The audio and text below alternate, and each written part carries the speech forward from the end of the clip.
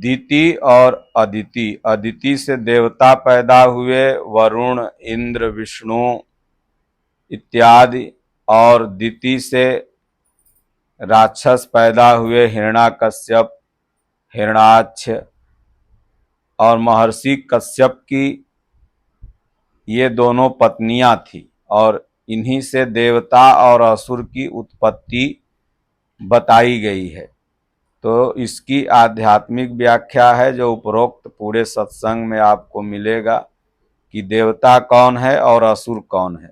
दिति से जो पैदा हुए वो असुर कैसे बने, और देवता से जो अदिति से जो पैदा हुए वो देवता कैसे बने, इसमें कारण क्या है ये आगे सत्संग में मिलेगा। ओम ओम श्री सद्गुरुदेव भगवान की जय। राजा रामचंद्र भगवान की जय। सज्जनों, आज की भगवत चर्चा में देवता कौन है और असुर कौन है, तथा ये देवता और असुर रहते कहाँ हैं, इसी पर हम सब लोग चर्चा करेंगे। उसके पहले थोड़ा सा एक लाइन का संकीर्तन। बोलो जय गुरुदेवम, जय गुरुदेव। बोलो जय सिया राम, जय जय सिया राम। दीन दयाल बिरद संभारी, हरहु नाथ मम संकट भारी।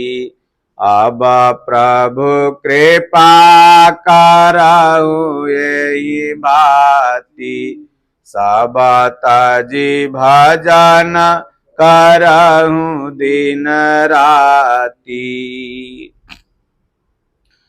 सज्जनों,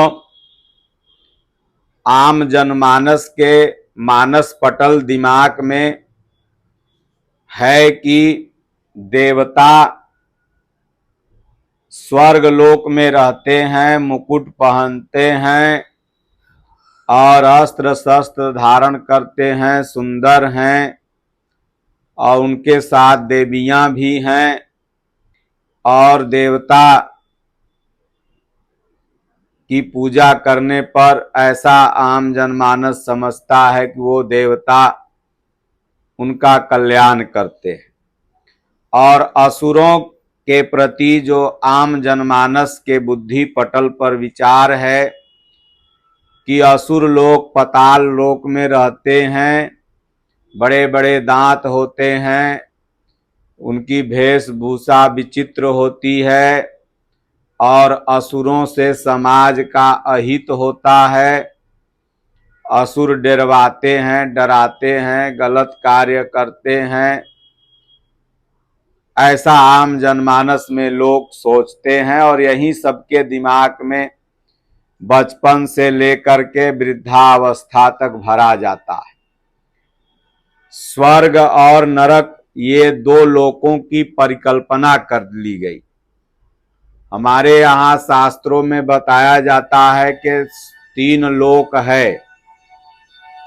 वैसे तो 14 भुवन की परिकल्पना की गई, लेकिन स्वर्ग, नरक और पाताल ये 3 को बताया गया मेन रूप से। तो आखिर में क्या स्वर्ग होता है और ये क्या धरती लोक होता है, या क्या ही पाताल या नरक लोक होता है, तो इन्हीं सब चीजों पर हम लोग समझेंगे। तो गीता में भगवान ने देवता किसे माना, देवी किसे माना और राक्षस किसे माना, श्री रामचरितमानस में या अन्य साहित्यों में या अन्य धर्म ग्रंथों में देवता किसे माना गया। तो आप साधारण शब्दों में अगर समझें तो कहीं स्वर्ग लोक होता अगर, तो आज जहाज से, वायुयान से मंगल ग्रह तक को खोज निकाला गया, वहां लोग पहुंच गए चंद्रमा तक, तो कहीं रास्ते में मिलता जहां देवता लोग अप्सराओं के साथ रास गान करते होते। पाताल लोक भी धरती में छेद करके इंसान न जाने कितना फीट नीचे तक चला गया। और जो भूगोल शास्त्र का अध्ययन किए हैं तो धरती के नीचे लावा है, पानी है, ज्वलंत पदार्थ है, तेल है, खनिज पदार्थ है इत्यादि सब तो मिला, लेकिन पाताल लोक कहीं नहीं मिला जिसका राजा बलि हो। तो आखिर में इन रूढ़ियों को ही हम लोग मानते रहेंगे या जो यथार्थ है उसको समझने का भी प्रयास करेंगे? तो देवता दैविक संपद को भगवान श्री कृष्ण कहते हैं अर्जुन दैविक संपद को बलवती करो। इसलिए गोस्वामी तुलसीदास जी भी मानस में लिखते हैं कि देवी पूज पद कमल तुम्हारे, सुर नर मुनि सब हो ही सुखारे। जैसे इंद्र देवता, अग्नि देवता, वरुण देवता, कुबेर देवता, तो ये सब कुछ न कुछ हमें देते हैं, देवता हैं, देने वाले हैं।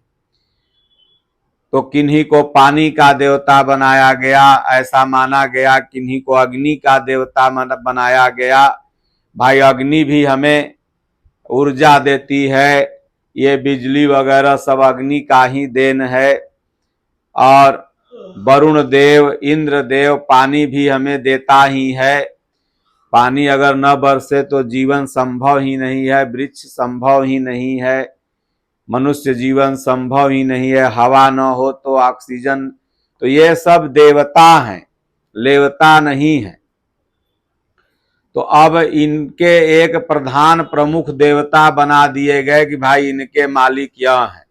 जैसे मंत्रालय के प्रमुख मंत्री बना दिए जाते हैं, भाई ये शिक्षा मंत्रालय के मंत्री होंगे, ये क्या नाम है रोड मंत्रालय के मंत्री होंगे, ये परिवहन विभाग के मंत्री होंगे, ये जल संसाधन मंत्री होंगे, ये खाद्यान्न विभाग के मंत्री होंगे। तो इस तरह से जो भी सनातन धर्म के वेद व्यास सभी शास्त्रों के रचयिता हैं, उन्होंने सबका अपना मंत्रालय और एक देवता फिट कर दिया। तो हम लोगों ने समझा कि भाई इनका एक देवता ये कहीं होंगे जो स्वर्ग में रहते होंगे। तो इसलिए ऐसी बात नहीं है, बल्कि जिनका कर्म अच्छा है वही देवता हैं और जिनका कर्म खराब है वही असुर है। इसलिए भगवान ने कहा कि अर्जुन ये देवता और असुर के चक्कर में मत पड़, मेरा भजन कर। कामेस्ते अस्ते हृत ज्ञाना प्रपद्यन्ते अन्य देवता तम तम नियम आस्थाय प्रकृत्या नियता स्वया। कामनाओं से ग्रसित होकर के इस देवता की पूजा करेंगे तो हमें यह फल मिलेगा, इस देवता की पूजा करेंगे तो ये फल मिलेगा। तो ऐसी कामनाओं से ग्रसित होकर अपनी श्रद्धा को अन्य अन्य जगह मत भटका, बल्कि सर्वधर्मान परित्यज्य मामेकम शरणम व्रज। ऐसा अगर तू करता है तो तुम्हें देवता हो जाएगा, देने वाला हो जाएगा। जो तुम्हारी शरण में आएगा वो कुछ न कुछ पाएगा।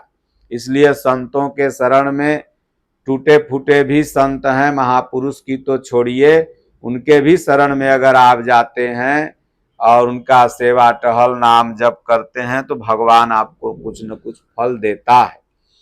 तो इसलिए मैं आपको समझाने का प्रयास करूंगा कि इसी धरती पर अभी भी देवता हैं और अभी भी असुर हैं। इसलिए इस संसार में केवल दो जातियां हैं। भगवान ने बताया कि दौ भूत सर्गे लोके दैवी आसुरी एव च दैवी दिस्तरसः प्रोक्तम आसुरम पार्थ में श्रृणु। अर्जुन, दो तरह के लोग हैं जिनका आचरण देवताओं जैसा है। देवता का आचरण क्या है? तो देवता का आचरण यही है कि अच्छा कार्य करे, समाज का भला करे, मांस मदिरा से दूर रहे। इसीलिए इंद्र की देवताओं में निंदा होती है कि वो मांस मदिरा और अप्सराओं का सेवन करता है, लेकिन अन्य देवताओं में ये अवगुण नहीं है। तो जिनके अंदर अच्छे गुण हो उन्हें देवता माना गया, और जिनके अंदर खराब गुण हो उन्हें असुर माना गया। ऐसा नहीं कि कहीं स्वर्ग में देवता होंगे और कहीं पाताल में असुर होंगे। कर्मों से ही देवता और असुर माना गया। इसलिए दैवी आसुरी एव च दैवी विस्तर सह प्रोक्तम आसुरम पार्थ में श्रृणु। अब उदाहरण के दृष्टिकोण से आपको हम भगवान कृष्ण से ही देते हैं कि भगवान श्री कृष्ण और उनका मामा कंस, तो आज तक कंस को पूरी दुनिया राक्षस कहती है। अगर जन्म से कोई राक्षस होता तो मामा और भगिना ही थे कृष्ण और कंस, और दोनों लोग का राशि भी एक ही था। तो कंस अगर राक्षस है तो फिर भगिना देवता कैसे हो जाएगा? कृष्ण भगवान को भी लोग राक्षस कहते, लेकिन नहीं, कंस को पूरी दुनिया राक्षस कहती है और भगवान श्री कृष्ण को लोग देवता कहते हैं, क्योंकि भगवान श्री कृष्ण का आचरण उत्तम था, दैविक गुणों से परिपूर्ण था, दैविक वृत्तियां आप्लावित थी, तीनों गुणों से उपराम हो चुके थे, त्रैगुण्या विषयाभेदा योगेश्वर हो गए थे। इसलिए उन्हें देवता, और कंस को लोग असुर कहे, क्योंकि कंस छोटे छोटे बच्चों को मारना, उसके बाद क्या नाम है, अपनी बहन को ही जेल में डाल देना, अपने पिता को जेल में डाल देना, माता के प्रति अभद्रता का व्यवहार करना, समाज के प्रति ज्यादा कर वसूल करना, अपनी प्रजा को दुख देना, मनमानी आचरण करना, नशा करना, व्यभिचार करना, ये तमाम अवगुण कंस में थे। इसलिए उसे लोग आज भी राक्षस कहते हैं। अब दूसरे दृष्टांत में आपको बताऊंगा भगवान राम के युग में कि रावण और विभीषण दोनों भाई थे। तो रावण अगर असुर था तो विभीषण देवता कहां से हो गया? लेकिन आज भी लोग रावण को लोग रावण कहते हैं और विभीषण को विभीषण जी बोलते हैं। विभीषण को लोग देवता मानते हैं और रावण को लोग असुर मानते हैं। अब आइए ध्रुव और प्रहलाद को देख लीजिए। प्रहलाद का पिता हिरण्याकश्यप असुर था। आज तक लोग उसको निंदा करते हैं, असुर मानते हैं, लेकिन प्रहलाद को लोग देवता मानते हैं। ध्रुव का पिता की लोग निंदा करते हैं, बोलते हैं उसका आचरण असुरों जैसा था। पत्नी के कहने पर एक पत्नी को बाहर निकाल दिया और छोटे से पुत्र को वनवास दे दिया, देखा नहीं, भगा दिया घर से। लोग कहते हैं मारो असुरे था। और प्रहलाद को लोग भगत शिरोमणि गोस्वामी जी ने लिखा मानस में। तो इन सब चीजों से ये साबित होता है कि जिनके कर्म उन्नत हैं वही देवता हैं। ऐसा नहीं कि मुकुट पहने हों, धनुष लिए हों तो देवता, और बड़ा बड़ा दांत निकाल दिया, बड़ी बड़ी मूछें बना दी, बड़ा बड़ा बाल रख दिया, विचित्र ढंग के वस्त्र पहना दिए तो कहें ये राक्षस हो गए। बल्कि ये बड़े बड़े दांत का मतलब उनके खराब कर्म ही बड़े बड़े दांत हैं। और जिसके खराब कर्म हो जाते हैं वो कितनों कोट पैंट टाई पहन ले रहेगा। दुनिया यही कहेगी कि साला देखो ना बढ़िया बढ़िया पहन ले, लेकिन है साला कुकर्मी, है अधर्मी। और अगर फटहो पुरान पहन ले रहेगा और कर्म अच्छा तो लोग कहेगा देखिए है तो बेचारा गरीब, लेकिन राम राम देखे 24 घंटा में आके 4 घंटा गाता है अखंड में। यही एक बगल में है, महागरीब है बेचारा, लेकिन कहीं अखंड होता है तो भर रात आके ढोलक बजा के गाता है, तो वो देवता है। अब माँ अरबपति है, खरबपति है, 10 कट्ठा रोज बेच रहा है, असुरा सुंदरी में लिप्त है, तो वो असुर है। तो इसलिए स्वामी विवेकानंद जी जब विदेश गए तो उन्होंने देवता और असुर का बड़ा सुंदर दृष्टांत दिया। जब विदेश में गए तो स्वामी विवेकानंद जी सिला हुआ वस्त्र नहीं पहनते थे, एक ऐसे हम लोग जैसे अचला पहने हैं वैसे, और एक भगवा कलर का ऐसे लपेट के ऐसे करके ऐसे बांध लेते थे। तो प्रतिदिन जब उनके विचार वहां की आम जनमानस में पहुंचने लगी, लोग उनके भक्त होने लगे, उनके बताए मार्ग पर चलने लगे, तो कुछ लोग उनसे जिस लाइब्रेरी में ठहरे हुए थे तो स्वामी जी से मिलने आए। तो उन लोगों ने सोचा भाई जिसके वस्त्र अच्छे हों, टाई कोट पैंट जूता बढ़िया चमड़ा वाला पॉलिश मारा हुआ पहने हो, बाल अच्छे से कटे हों, दाढ़ी सेविंग हो, तो वो अच्छा व्यक्ति होता है, क्योंकि वहाँ के लोग ऐसा ही समझते थे। तो स्वामी विवेकानंद जी महाराज से बोले कि स्वामी जी मैं आपका फॉलोअर हो गया, आप बड़े अच्छे वक्ता हैं और आप जो कहते हैं वो स्वयं जीते भी हैं, आपके अंदर बड़े पॉजिटिव गुण हैं, आपके बगल में बैठने पर पॉजिटिव एनर्जी मिलती है।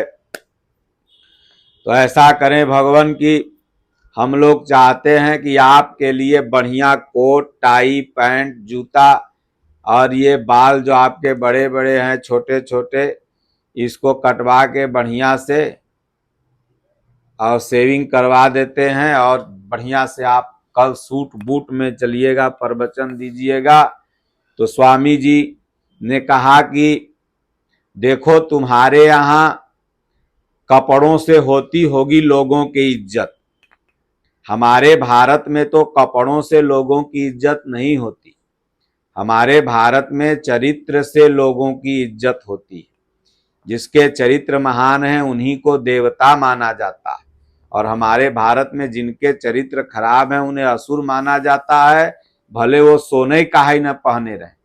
देखिए रावण का चरित्र खराब था, लेकिन उस सोने के लंका में था, लेकिन फिर भी उसको भगवान लोगों ने नहीं कहा, उसको क्या कहा था? रावण कहा। भगवान राम के चरित्र अच्छे थे, झोपड़ी में रहे, लेकिन उनको लोगों ने भगवान कहा। विभीषण रहा झोपड़ी में, वो सोना में नहीं रहता था, लेकिन विभीषण का चरित्र उत्तम रहा तो विभीषण को लोग देवता कहा। रावण सोना में रहता था, इसीलिए तो सोने की लंका जर गई, लेकिन खास पूछ की मड़ई विभीषण की बची रह गई। हनुमान जी कहें कि जारा नगर निमिष एक माही, एक विभीषण कर गृह नाही। तो स्वामी विवेकानंद जी ने कहा कि तुम्हारे देश में कपड़ों से होती होगी इज्जत, लेकिन हमारे देश में व्यक्ति की तो चरित्र से इज्जत होती है। और ज्यों ज्यों चरित्र उन्नत होते जाता है, हमारे इंडिया हमारे भारत में कपड़े कम होते जाते हैं, और यहाँ तक कि बड़े बड़े महापुरुष तो दिगंबर हो गए। हमारे दादा गुरु महाराज को भगवान ने आदेश दिया प्रयागराज जाओ। प्रयागराज जब चले रामकोला से स्टेशन से ट्रेन पकड़ के, तो जितने वह चेला थे पहलवान सब 10-5 वो भी लग गए, क्योंकि पहलवानों के उस्ताद थे। तो जब प्रयागराज आए तब भगवान ने आदेश दिया ये जो तुम्हारे साथ 8-10 आए हैं इनका संग छोड़ दो। दादा गुरु महाराज संग छोड़ दिए, बोले इस तरफ चले जाओ। तो प्रयागराज में गंगा मैया का किनारा पकड़ के वो चल दिए, नाक जिधर थी उधर ही। 5-6 किलोमीटर दूर गए तो कहें जो ये पहने हुए हो कपड़े, पहलवान थे तो धोती, पहले भाई पहलवानों के उस्ताद का धोती कुर्ता, और भारत का यही सबसे फेमस ड्रेस है। यूं कह लीजिए तो राष्ट्रीय ड्रेस कोड धोती कुर्ता ही भारत का होना चाहिए। आज भी दक्षिण भारत में जाइएगा तो भले वित्त मंत्री क्यों न हो, मंत्री क्यों न हो, मुख्यमंत्री क्यों न हो, अचला और शर्ट पहनते हैं। तो आपका और इधर 10 पास नहीं रहेगा तो कोट पैंट पहन के झमकैले चलेगा कि हम बहुत बड़का। तो कपड़ों से आपकी इज्जत नहीं है, आपकी इज्जत आपके गुण से है। बढ़िया कपड़ा पहन ले हो और 2 लाइन बोलने का है नहीं। और साउथ इंडिया वाले धोतिया क्या नाम है, लुंगी या शर्टें पहनते हैं, लेकिन अंग्रेजी में बात करेंगे तो 8-8 घंटा बात कर लेंगे उससे। और यहाँ तो बिहारियों में बात नहीं कर पाओगे। तो कपड़े बहुत बढ़िया पहन ले रहो तो क्या हो जाएगा। तो स्वामी विवेकानंद ने कहा कि देखो, मेरे भारत में वस्त्र से नहीं चरित्र से लोग महान होते हैं, इसलिए मैं जिस ड्रेस में हूँ हमें उसी ड्रेस में रहने दो। तो सब उनके चरण में गिर गए। इसीलिए हमारे यहाँ दिगंबर कहा गया कि धरती को कर ले बिछौना और तंबू आसमाना। अब बीच में वो चाहे छाव छाव हो फकीर, गगन में कुटीर, आसन मार मगन होई बैठे, ध्यान धरे लौकेला त्रिकुटी। छाव छाव हो फकीर गगन में कुटी, हाथ में लोटा बगल में सोटा, चारों दिशा जगीरी में, मन लागो मेरो यार फकीरी में। तो जो सुख पायो साधु संग में, सो सुख नाही कोट और पैंट में। जो सुख पायो साधु संग में, सो सुख नाही अमीरी में, मन लागो मेरो यार फकीरी में। तो इसलिए देवता वह है जिसका चरित्र उत्तम है, और असुर वह है जिसका चरित्र खराब है। देखिए, माता मीरा को लोग देवी कहते हैं, और उनकी कुलवंती सास को लोग कहते थे मारो राक्षसीन थी। ससुर को कहते थे देखो जहर पिलवा रहा था माता मीरा को। तो इसलिए हर दृष्टांत से आप समझ जाएंगे तो ये परिकल्पना आपके दिमाग से निकल जाएगी कि कहीं स्वर्ग में देवता होते हैं।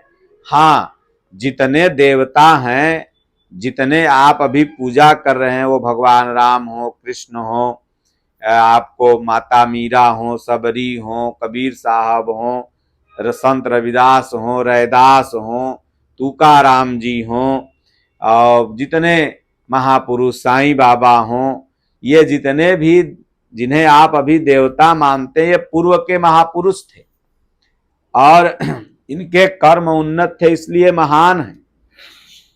इसलिए गोस्वामी तुलसीदास जी एक के लाइन में लिख दिए कि भाई कर्म प्रधान, हमारे यहाँ कर्म प्रधान है। गीता में भगवान ने कह दिया कर्मणा वाधिकारस्ते मां फलेषु कदाचन। इसलिए ठेठ भाषा में लोग कहते रे एकर बाप तो देवता हलै, बेटवा साला कहाँ से राक्षस जन्म ले लिया। तो आप अपने मन में जो ये परिकल्पना कर रखे हैं कि भाई देवता कहीं वो ऊपर हैं, राक्षस कहीं जमीन के नीचे हैं, तो नहीं, यह धरती में देवता हैं। और जो देवता हैं जिनका कर्म ऊपर है तो कहीं जाएंगे तो उनका सिंहासन ऊपर ही मिलेगा। आप अगर अच्छा कर्म करते रहो, 1000 गो टेबुल कुर्सी लगा रहेगा, अब वहां पहुंच बढ़ जाओ, आवा चच्चा, आवा दद्दा, आवा बब्बा, आवा बैठा बैठा बैठा, सब कुर्सी छोड़ करके तुमको ऊंचा आसन दे करके बैठाएंगे। और अगर तुम्हारा कर्म खराब है, मारा साला पतोहिया से फंसल है, के तोरा कुर्सी बैठे थे, इधर राक्षस है। तो इसलिए तो कहने का तात्पर्य है कि देवता का इसलिए कहा गया, देवता का आसन ऊंचा है, माने स्वर्ग है, ऊपर में है। और असुर का आसन का बताया गया कि पताल लोक में है। तो असुर इसीलिए, असुरों की कोई इज्जत नहीं, वो पताल में है, नीचा में है। और जो अच्छा कार्य करता है वो सदैव ऊंचा रहता है। बोलो गुरुदेव भगवान की जय, राजा रामचंद्र भगवान की जय। हरिओम। शांति शांति शांति।